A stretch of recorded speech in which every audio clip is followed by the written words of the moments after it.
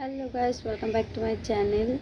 আজকে হচ্ছে আজকে হচ্ছে সানডে, আর হচ্ছে এখন বাজে 8:30 সামথিং। তো আমি এখনই জাস্ট ঘুম থেকে উঠেছি। আমার মুখ দেখে বুঝতে পারছো আমি এখনই জাস্ট ঘুম থেকে উঠেছি। তো আজকে তোমাদের সাথে শেয়ার করবো আমি আজ সারাদিন কী করি।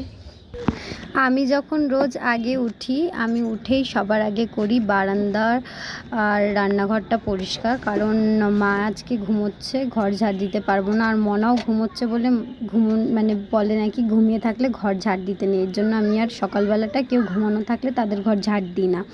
এবার যাই হোক, আমার ফার্স্টেই কাজ হচ্ছে এঁঠো বাসনগুলো বাইরে বার করা। আমি রাত্রিবেলায় প্রায় সময় বার করে শুই, বাট এখন ওর বাবা বাড়িতে নেই বলে আমি আর এখন রাত্রিবেলা বাসন বার করছি না, ঘরেই রেখে দিই। আর এখন এঁঠো বাসনগুলো বার করে এবার একটু গ্যাসটা মুছে নেব সবার আগে। এটা আমাদের কাছে লক্ষ্মী, সেজন্য আগে গ্যাসটা মুছে নিতে হবে। গ্যাসটা মুছে নিয়ে টেবিলটা সাফ করে নিয়ে এবার আমি বারান্দাটা আস্তে আস্তে ঝাড় দিয়ে নেব। তোমাদের সাথে তো টুক ছোটো ছোটো করেই ক্লিপ নিয়ে শেয়ার করছি।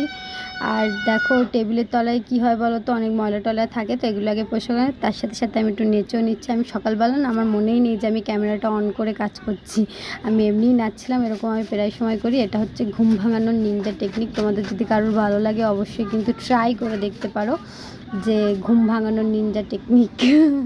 যাই হোক, এখন আমি ঝাড় দিচ্ছি। আর কি হয়েছে বলতো, আমাদের এই মাটি তো একটুখানি ভিজে ভিজে মতন, কারণ বৃষ্টি হচ্ছে, এর জন্য ওই ভিজে মাটিতে দেশলাই কাঠি চিপকে গেছে। ওটা এবার হাত দিয়ে তুলতে হলো, মানে ঝাঁটার জোরে উঠছে না। যাই হোক, এই দেখো আমার বারান্দাটা ঝাড় দেওয়া হয়ে গেছে। প্রথম যেরকম দেখেছিল এখন দেখো পুরো ক্লিয়ার, পরিষ্কার করে ফেলেছি।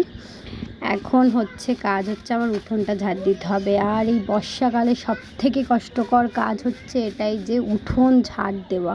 তার কারণ এই পাতাগুলো একটাও ওঠাতে পারা যায় না, এত কষ্ট হয়। এই পাশটা তাও কি বলতো একটু শুকনো থাকে বলে এই ধারটা তাও ঝাড় দেওয়া যায়, ওই পাশটাতে তো একদমই ঝাড় দেওয়া যায় না।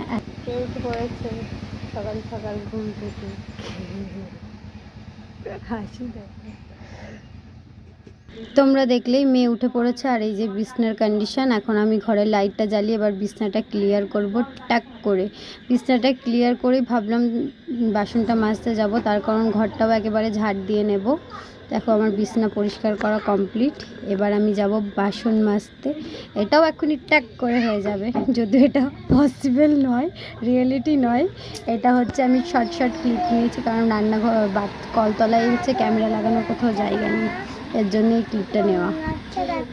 আর এবার হচ্ছে আমার ফ্রেশ হওয়ার টাইম। সব কাজ বাসি কাজটা হয়ে গেছে, এবার ফ্রেশ হয়ে চলে এসেছি। এসে হচ্ছে চুল টুল আঁচড়ে দিচ্ছি, কারণ রাত্রিবেলা এভাবে চুল বেঁধে শুয়েছিলাম, পুরো একদম হনুমানের মতন লাগছিলো। এবার কি হয় বলো তো, রাস্তার ধারে বাড়ি, লোকজন যায়, একটু সেজেগুজে থাকাটা ভালো। এই জন্য আমি একটু সেজেগুজেও নিলাম, সাথে একটু মুখ টুক ধুয়ে একটু ময়শ্চারাইজারও লাগিয়ে নিলাম। একটু খোপা করে একটু ঝগড়ুটের মতন হয়ে গেলাম, কারণ ঝগড়ুটে গিরি করতে বেশ ভালোই লাগে। আমি কিন্তু এটাতে খুব পারদর্শী। তারপরে এখন আমি যাব চা বানাতে।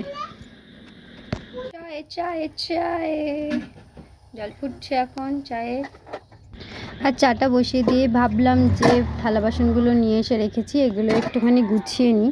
দেখো আমার ছোটোখাটো জায়গা, আর খুব একটা বেশি এখানে জিনিসপত্র নেই। আমি যেমন যতটুকু পারি আমি গুছিয়ে রাখার চেষ্টা করি।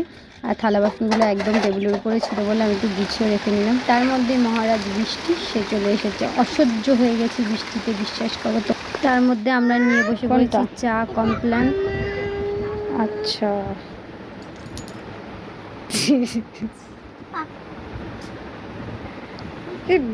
নাচ দেখাচ্ছে। আমার এই ঘরটা দেখে কেউ জঙ্গল মনে করো না প্লিজ, কারণ কি বলো তো, এখন এত বৃষ্টি হচ্ছে, সারাদিন এই ঘরে জামা কাপড়গুলো মেলে মেলে শোকাতে হচ্ছে, মানে যত জামা কাপড় আছে। কারণ বুঝতেই পারছো বাড়িতে ছোট্ট বাচ্চা থাকলে কত জামা কাপড় পরে, এগুলো আমার এদিকে সব মেয়ে গেছে। ওকে, ভিডিওটা কেমন লাগলো অবশ্যই কমেন্টে জানিও, কিন্তু আজকের মতন টাটা, নেক্সট ভিডিও দেখা হয়ে যাবে। Love you.